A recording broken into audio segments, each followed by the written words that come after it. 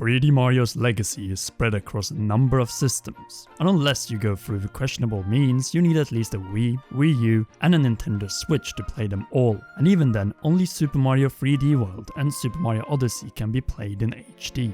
Even so, the only way to play Super Mario Sunshine, Super Mario Galaxy, and Galaxy 2 on a Nintendo system is in 480p. Super Mario 64 can be played in HD, but not in widescreen. And that's the problem of the 3D Mario games, as these titles have never received the remaster or remake treatment that we saw for the GameCube Zelda games on the Wii U, and which we guess it is only a matter of time before they are ported to the Nintendo Switch. The same goes in part for the Metroid Prime games, which can be played in widescreen with excellent motion controls through the Metroid Prime trilogy on the Wii and Wii U, and which is likely to get the HD remaster treatment the year before Metroid Prime 4 launches, likely in 2021. The reasons for 3D Mario remasters on Nintendo Switch speak for itself, as this part of Nintendo's history has been saved for a momentous occasion, which we will explore in the first episode of Inside Super Mario Remasters, the mid-cycle of Inside Super Mario Odyssey before hopefully Inside Super Mario Odyssey 2. So be sure to leave a like, subscribe, and do your part to help us closer to 300,000 subscribers. To not miss any upcoming Mario videos, press that notification bell and again for all notifications. But now, let's get inside the Super Mario 3D Remasters.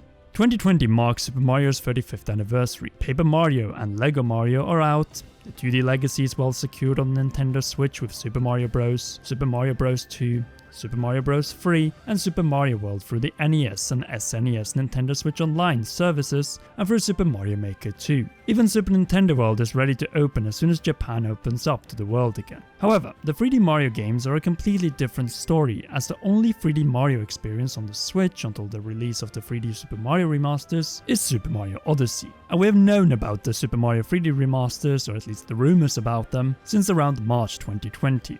But why has it taken so long for 3D Mario remasters and re-releases when we had plenty of 2D Mario games in the first 3 years on the Nintendo Switch? Simple. Until the Nintendo Switch, 2D Mario games sold way better than 3D Mario games. I guess Nintendo until last year saw things as simple as this. During the Wii U and Wii era, 2D Mario was simply selling better than 3D, so their primary focus should be on delivering classic 2D side-scroller experiences. It even went to the length that even the most recent 3D Mario games were part 2D with a timer, an end flagpole in Super Mario 3D Land and Super Mario 3D World.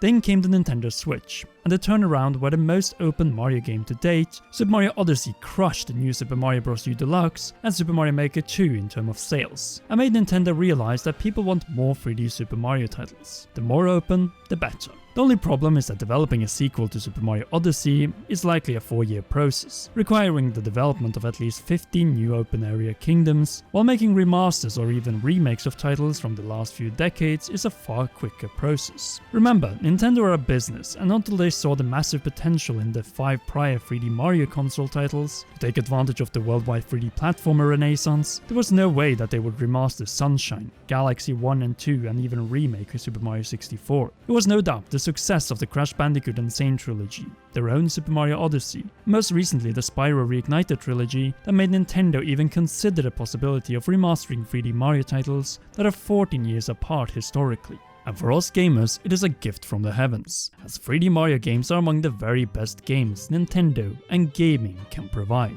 Nintendo simply wants a trilogy, or actually 4 games, that they could sell for a high price, which will be worth every cent, and single-handedly save Nintendo's holiday season along with Super Mario 3D World Deluxe. Less effort for the same holiday profits, and combined with the insane sales of Animal Crossing New Horizons, 2020 could end up as another record year in software sales for Nintendo. Now, the big question is, when would the games drop? My suggestion is quite straightforward.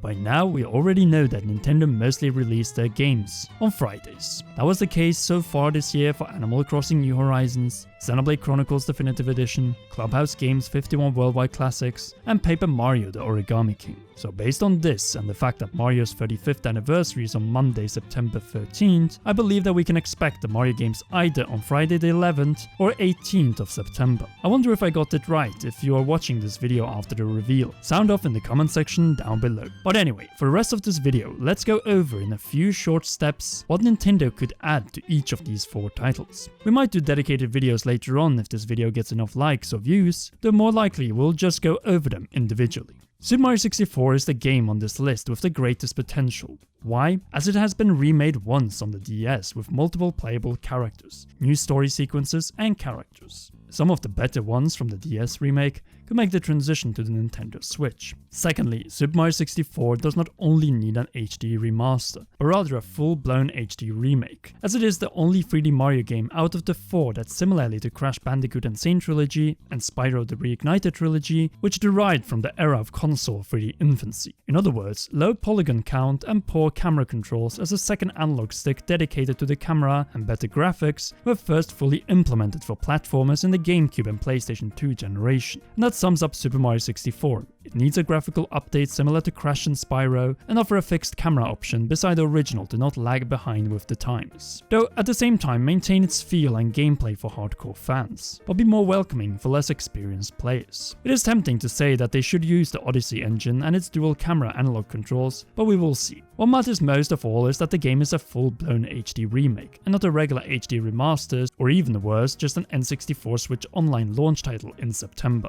Super Mario Sunshine is lucky in this regard, as we will likely not see GameCube Switch Online anytime soon. And its fortune doesn't end there, as Super Mario Sunshine is in a similar situation to the one The Wind Waker was prior to its HD remaster. The game is totally playable on the GameCube, but needs a few improvements here and there for a remaster. Just like The Wind Waker was for Zelda, Sunshine was the first dual analog controlled Mario title, and that alone is a great advantage for Nintendo. In fact, it should be even easier as no dual screen gameplay is required, so that time can be spent on giving the game fresh, modern HD visuals on the level of the update we saw previously for Xenoblade Chronicles Definitive Edition this year. The original updated experience with improved controls and some cut out content from the original. In the case of Super Mario Sunshine, this will be a simple selection, as all of Corona Mountain's missions and explorable area was cut out due to time constraints. And I know, Corona, so haha. Maybe Nintendo might not expand it after all. Stupid 2020. Ruin all cool names, even Corona, which has meant laurel or crown in Latin for thousands of years.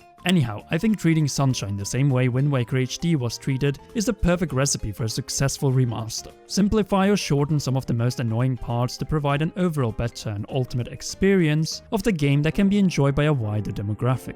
After all, Super Mario Sunshine is considered the most difficult main quest to beat of the 3D Mario games. Now then, onto Super Mario Galaxy. Not dual analog controlled, but with motion controls for certain sections of the game. This game is stunning as it is. A graphical HD update akin to Twilight Princess HD is pretty much all that is required for this masterpiece of a game. The orchestrated soundtrack alone makes this game worth the entry fee, and though you can argue that something extra could be added to the game, perhaps a challenge similar to the Cave of Shadows in Twilight Princess HD, it isn't really necessary in this case as we have Super Mario Galaxy 2. This year marks its 10-year anniversary, and the best way to celebrate it is by remastering it in HD and bundling it along with Super Mario Galaxy. What more needs to be said? This game is already Super Mario Galaxy more with playable Yoshi, new power-ups, worlds, and so on. As mentioned, I believe that the Super Mario 3D remasters will not be sold as one big package like Crash Bandicoot the N. Sane Trilogy, but rather as 2 or 3 different bundles. The first is obviously the Super Mario Galaxy 1 and 2 bundle. The second could be a bundle of Super Mario 64 and Sunshine HD, though to be fair, I could see those two sold separately if we end up with a full-blown Super Mario 64 HD remake rather than a remaster. In which case, Super Mario Sunshine HD as a remaster could need some extra content, like the already mentioned missing Corona Mountain missions. That leaves us with Super Mario 3D World, the big Wii U to Switch port of 2020. Or at least we hope so, as this is besides Sunshine the most underrated Mario title to date. Mostly due to the system it was stuck on, the Wii U. Super Mario 3D World Deluxe with the rumored new worlds and possibly even Pauline joining the party will be absolutely amazing in November or December this year, and the perfect way to crown the Mario year of 2020, which will allow us to enjoy the games for around a year until we hopefully get Super Mario Odyssey 2 in 2021 or 2022. Anyway, if you enjoyed this Super Mario Remaster video and want more, then be sure to smash that like button, and if you haven't already, subscribe, press that notification bell, and again for all notifications to get the views needed to show us that you want this pilot episode turned into a mini-series alike to what Inside Super Mario Odyssey was on this channel back in 2017. At the same time, I want to thank you so much for 260,000 subscribers and invite all of you who are new on the channel to our push for 300,000. As always, a big shout out to all our patrons, and also be sure to check out one or both of these 2 awesome videos.